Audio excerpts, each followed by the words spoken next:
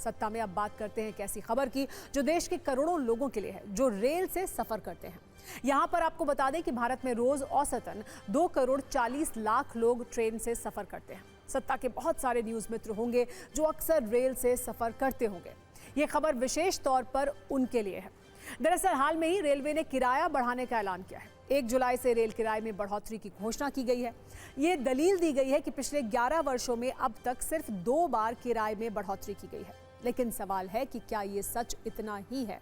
जैसे railway platform पर बार बार train को लेकर जानकारी दी जाती है और ये अनाउंसमेंट होता है कि यात्रीगण कृपया ध्यान दें, ठीक उसी अंदाज में सत्ता के न्यूज मित्रों के लिए रेलवे के नए फैसले को लेकर सवाल हैं जिस पर ध्यान देने की जरूरत है।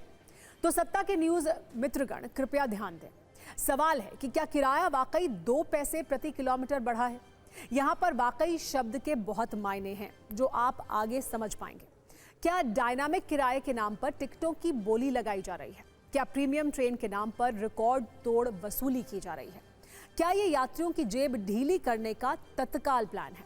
आपको ये भी बताएंगे कि कैसे टिकट कैंसिल करने पर जेब को करंट लगता है। इसलिए इस खबर को ध्यान से देखिए और जानिए आपके लिए कितनी सुविधा है, कितना फायदा है और कितना नुकसान है। दरअसल रेलवे ने 1 जुलाई से एसी क्लास का किराया 2 पैसे प्रति किलोमीटर बढ़ाने का फैसला किया है। मतलब ये कि अगर आप 1000 किलोमीटर का सफर करेंगे तो टिकट पर 20 रुपए ज्यादा देने होंगे। वहीं नॉन एसी, मेल और एक्सप्रेस की बात करें तो 1 पैसा प्रति किलोमीटर किराया बढ़ाया गया है। मतलब 1000 किलोमीटर के सफर पर आपको 10 रुपए ज्यादा देने होंगे। आपके मन में ये सवाल भी होगा कि क्या सभी ट्रेनों के किराए में बढ़ोतरी होगी? इसका जवाब है नहीं। सेकंड क्लास में 500 किलोमीटर तक की यात्रा के लिए कोई बढ़ोतरी नहीं की गई है।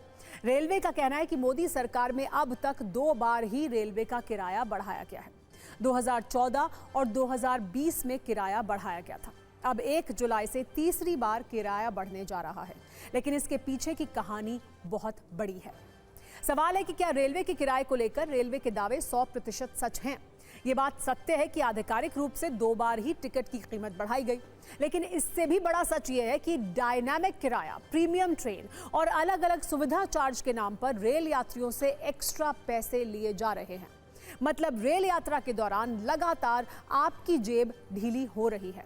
इसे आपको एक छोटे से उदाहरण के साथ आइए समझाते हैं। आपको अगर ट्रेन से कहीं जाना होता है तो आप निश्चित रूप से राजधानी एक्सप्रेस को बेहतर विकल्प के लिए चुनते हैं।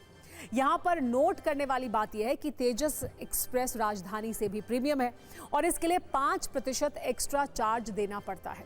अगर आपको राजधानी एक्सप्रेस से AC 3 टायर में कहीं जाने में 1500 रुपए का टिकट लगता है और इतनी दूरी इसी क्लास में अगर आप तेजस से सफर करेंगे तो 1575 रुपए देने होंगे। मतलब सुविधा के नाम पर 5% ज्यादा चार्ज।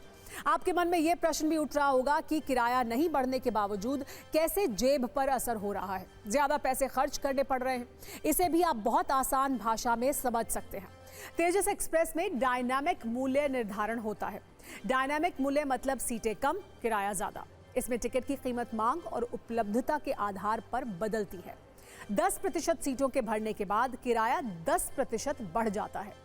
राजधानी, दुरंतो और शताब्दी जैसी प्रीमियम ट्रेनों में टिकट की कीमतें डायनामिक मूल्य के आधार पर बढ़ती हैं।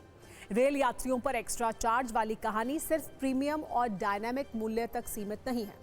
कई लोगों का तो यहां तक कहना है कि कैंसिलेशन चार्ज के नाम पर पैसा वसूल कार्यक्रम चलता है। इस फॉर्मूले को भी आप समझिए।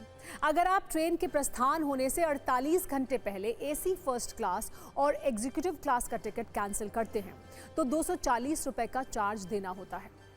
वहीं AC 2 टायर या फर्स्ट क्लास के टिकट कैंसिल करने पर 200 रुपए का चार्ज देना होता है। AC 3 tyre chair car economy के टिकट कैंसिल कराने पर 180 रुपए चार्ज देना होता है। वहीं स्लीपर क्लास के टिकट कैंसिलेशन पर 120 रुपए चार्ज के रूप में देने पड़ते हैं। आगे की कहानी इससे भी बड़ी है। तत्काल टिकट के लिए कंफर्म टिकटों पर कोई रिफंड नहीं होता है। 48 घंटे से 12 घंटे के बीच रद्द करने पर कुल किराए का 25% चार्ज देना होता है। 12 घंटे से 4 घंटे के बीच रद्द करने पर कुल किराए का 50% चार्ज लगता है। चार्ट बनने के बाद टिकट कैंसिलेशन पर कोई रिफंड नहीं मिलता है। मतलब 100% चार्ज लगता है। सुविधा कम और सुविधा चार्ज ज्यादा वाले ऐसे सवालों पर हमने कुछ रेल यात्रियों की राय भी ली। उनका क्या कहना है ये भी आप सुनिए।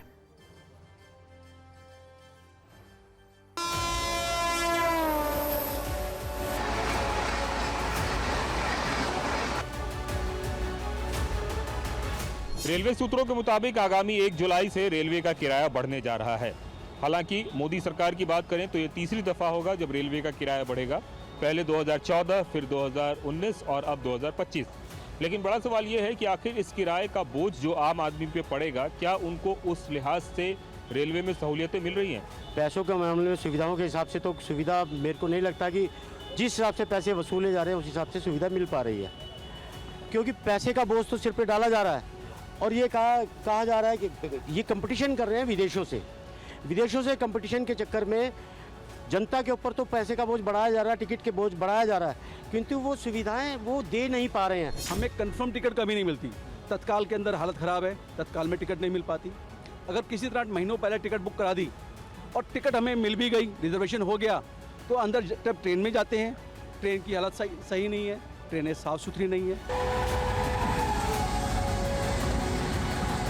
एक तो किराया इतना बढ़ा दिया गया इन्होंने, और जब ट्रेन पे सफ़र करो तो इतना रश होता है कि भागदौड़ मच के किसी की जेब भी कट सकती है, किसी का मोबाइल भी छीना जा सकता है। अंदर जाओ तो ऐसी सुविधा, एक के ऊपर धक्का मारता है। सरकार जी सब मिलकर काम व्यवस्था अच्छी करे, लोग पैसे भी देंगे। आप टिकट रिजर्वेशन कराओ, 2-2 महीने टिकटें नहीं मिलती, तत्काल टिकट वो नहीं मिलती। सरकार से पैसे चाहते हैं, सुविधा नाम पे कुछ नहीं मिल रहा। रेलवे ज्यादा सुविधा देने का दावा कर रहा है, जबकि रेल यात्रियों का आरोप है कि रेल सफर में सुविधाओं के नाम पर सिर्फ पैसे लिए जा रहे हैं। यहां पर नोट करने वाली बात यह भी है कि रेल यात्रियों के पैसे से रेलवे की कमाई लगातार बढ़ रही है। रेलवे रिचार्ज हो रहा है।